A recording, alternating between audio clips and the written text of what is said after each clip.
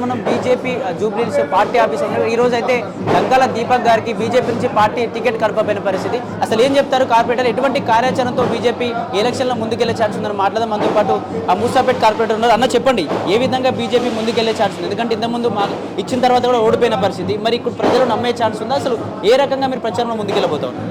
Assembly elections అయిన తర్వాత మనకు ఎంపీ ఎలక్షన్స్ జరిగినాయి. ఎంపీ ఎలక్షన్లో ఇక్కడ మన కిషన్ రెడ్డి గారు గెలవడం జరిగింది.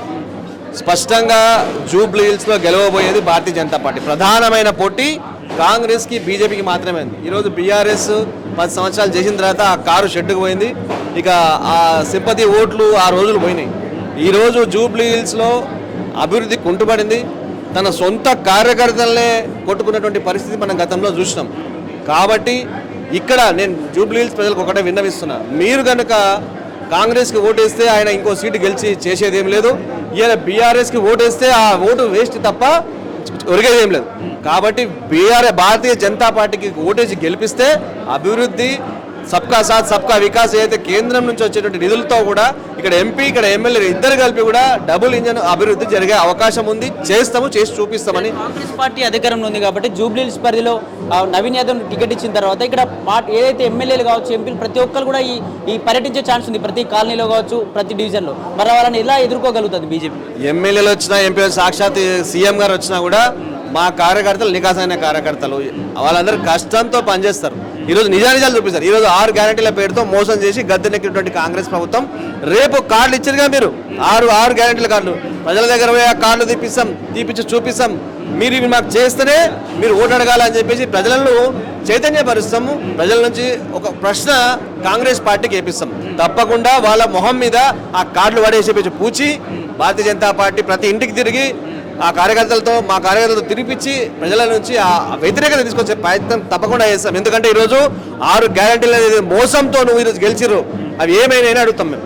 తప్పకుండా మీరు అవి చేసిన తర్వాతనే మా దగ్గర రావాలి అని చెప్పేసి ప్రజల నుంచి ఆ విధంగా వచ్చే విధంగా చేస్తాం. మరి ఇక్కడ బీఆర్ఎస్ విషయానికి వస్తే బీఆర్ఎస్లో కూడా సానుభూతి వర్కౌట్ అయ్యే ఛాన్స్ ఉంటుంది. మాగంటి గోపీనాథ్ చనిపోయాడు కాబట్టి వాళ్ళ వైఫ్కి ఇద్దాం, బాధలో ఉంది అని చెప్పేసి ప్రజలు ఈ రకంగా కూడా ఆలోచించే ఛాన్స్ ఉంది. మరి అటువంటి ప్రజలకు మీరు ఏం చెప్పాలనుకున్నారు బీజేపీ? ఈరోజు సానుభూతి ఒక వ్యక్తి చనిపోయిన తర్వాత తప్పకుండా ఒకరి మీద సానుభూతి ఉంటుంది.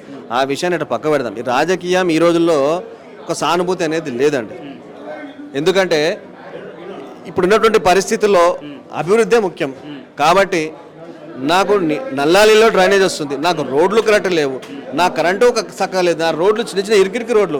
మరి గత 10 సంవత్సరాల్లో బీఆర్ఎస్ నాయకులు కావచ్చు, ఇప్పుడు ఉన్నటువంటి మాజీ మంత్రులు కావచ్చు, మాజీ ముఖ్యమంత్రులు కావచ్చు, ఏం చేసినట్టు మరి జూబ్లీహిల్స్ని మా డివిజన్కి ఆనుకునే ఉంటుంది. మరి మా డివిజన్లో పక్క డివిజన్లో స్పష్టంగా కనిపిస్తుంది ఏ విధంగా రోడ్లు, డ్రైనేజ్ సిస్టమ్స్ కావచ్చు, ఇంకా విధంగా కావచ్చు.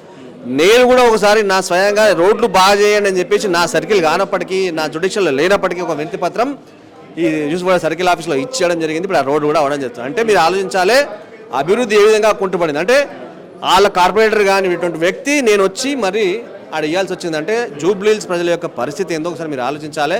కాబట్టి నేను జూబ్లీహిల్స్ ప్రజలకు కోరేది అదే, మీరు మీ హృదయం మీద చేసుకొని తప్పకుండా భారతీయ జనతా పార్టీ మీ హృదయం మాట విని భారతీయ జనతా పార్టీ కొట్టేయాలి. ఈ బై ఎలక్షన్స్ కాబట్టి డబ్బులతో గెలుద్దామని లేకపోతే డబ్బులు ఎగజల్లి గెలుద్దామని ఆలోచిస్తున్నారు.